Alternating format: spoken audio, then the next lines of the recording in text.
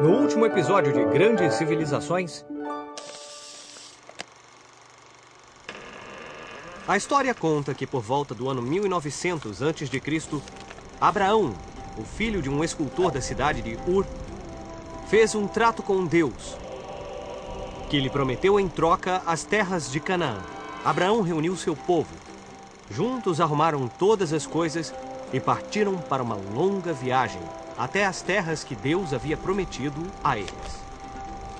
Então os hebreus se instalaram nas terras de Canaã. De fato, o pacto que Abraão havia feito com Deus envolvia uma outra coisa. Abraão e seu povo tiveram de renunciar a todas as religiões que adoravam muitos deuses e tiveram que aceitar a existência de um único Deus, o Criador de todas as coisas.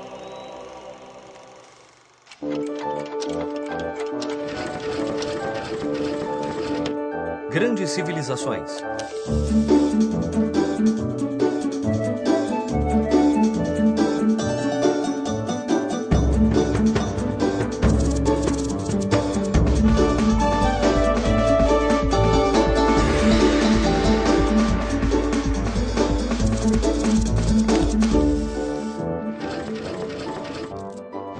Os Hebreus, segunda parte. Depois de muitos anos vagando, os antigos hebreus finalmente retornaram à sua terra. E assim começou um período magnífico de sua civilização: o tempo dos reis de Israel. Os hebreus precisavam escolher seu rei, então um sábio foi designado para decidir. Seu nome era Samuel. E ele resolveu que Saulo deveria ser o primeiro rei de Israel. Os hebreus precisavam de um rei forte, porque estavam sendo atacados por um monte de povos. Saulo foi um rei muito valente e derrotou os amonitas e os moabitas, mas não conseguiu derrotar os filisteus. Foi nessa época que nasceu uma grande história sobre um jovem pastor chamado Davi, que foi voluntário para lutar contra os filisteus e seu maior guerreiro, um gigante chamado Golias. Embora Davi fosse muito pequeno, ele foi capaz de derrotar Golias usando sua inteligência em vez de sua força. Davi, armado apenas com uma funda, deu um golpe certeiro no olho de Golias. Assim, após derrotar o maior guerreiro dos filisteus, Davi os expulsou e trouxe a paz ao território. Tornou-se rei de Canaã e fez de Jerusalém a capital. Depois, o filho de Davi, Salomão, tornou-se o próximo rei. Salomão dedicou sua vida à construção do Templo de Jerusalém, que foi uma das obras mais impressionantes do mundo antigo. Mas muitos povos estavam tentando conquistar Canaã.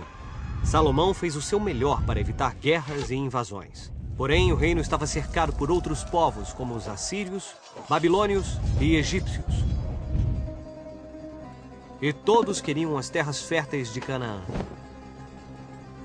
No ano de 922 a.C., Salomão morreu e Canaã virou um caos. Os hebreus não conseguiam se entender sobre como defender suas terras. Então, dividiram-nas em dois reinos: o reino de Judá, no sul, e Israel, no norte. As invasões. Durante centenas de anos, os dois reinos viveram separados. Por isso, não tinham força suficiente para derrotar os inimigos. O reino de Israel durou quase 200 anos, até que um poderoso rei da Assíria, Sargão II, invadiu e destruiu a capital, Samaria. Os hebreus abandonaram o país e se espalharam por outras regiões. O reino de Judá durou mais tempo, até que um rei da Babilônia, Nabucodonosor II, invadiu a cidade santa de Jerusalém. Ele destruiu o templo construído por Salomão e expulsou todo o povo para a Babilônia. Esse período obscuro foi a primeira diáspora. Durante esses anos, as disputas entre os antigos hebreus dos dois reinos foram esquecidas, e todos os descendentes de Abraão passaram a ser chamados de povo judeu. Mas tiveram que esperar mais 50 anos, até o ano de 539 a.C., para que os cidadãos de Judá capturados fossem libertados pelos persas. Os judeus voltaram para a cidade santa de Jerusalém, onde reconstituíram o famoso templo construído por Salomão. Todas as dificuldades que tinham superado tornaram suas convicções ainda mais fortes, e gradualmente eles foram se isolando dos outros povos. Eles escreveram muitas histórias de seu passado e os mandamentos santos de sua religião. Essas histórias e ensinamentos foram reunidos em um livro chamado Torá.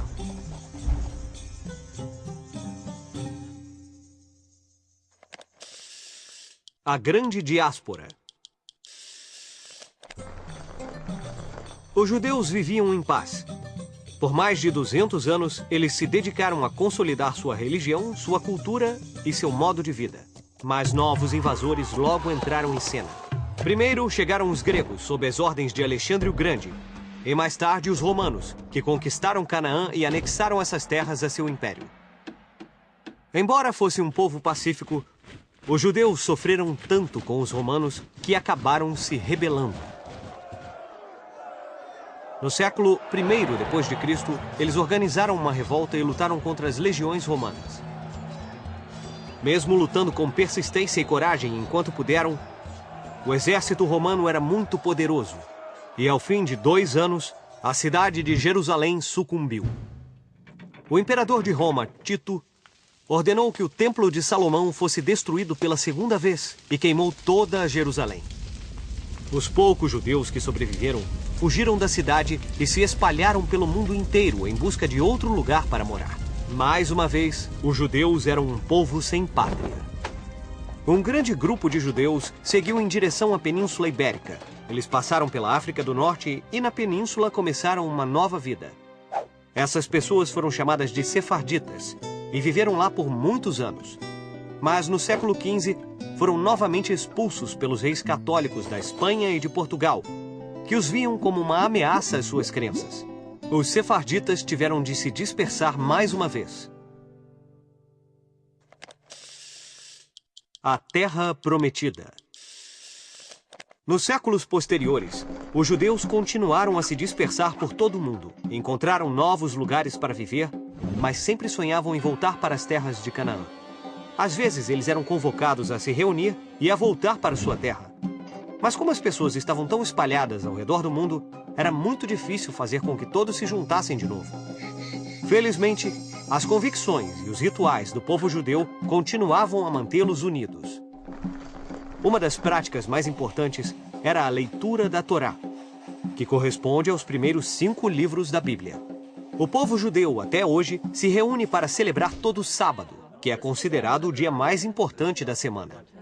Esse dia foi reservado para o descanso, assim como Deus descansou depois de criar o mundo. Outros costumes mantiveram a memória da Terra Santa viva. Em casamentos, por exemplo, um vidro é quebrado para lembrar as pessoas que a felicidade nunca será completa, até que o Templo de Salomão seja reconstruído. Além disso, durante o casamento, o rabino recita 7 bênçãos e, nas últimas, pede um rápido retorno à Terra Prometida. Ao longo dos anos, muitas nações e povos sofreram perseguições semelhantes e desapareceram nas brumas da história. Mas isso não ocorreu com os judeus, que conseguiram sobreviver graças à sua força interior, sua capacidade de superar adversidades e sua fé em um Deus que eles acreditam que há muito tempo os escolheu.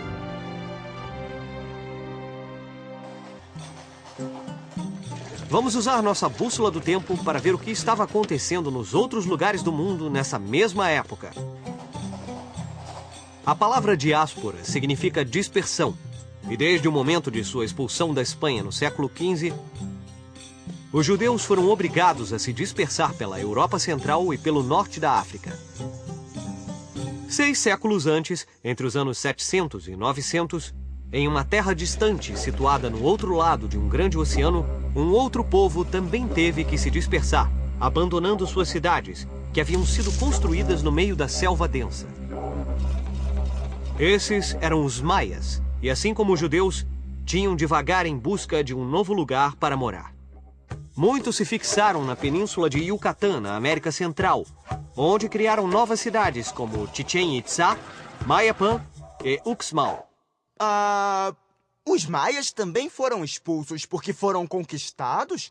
Bom, Pipo, ninguém sabe o porquê. Mas a diferença é que os judeus foram expulsos de suas terras para que outros pudessem viver lá.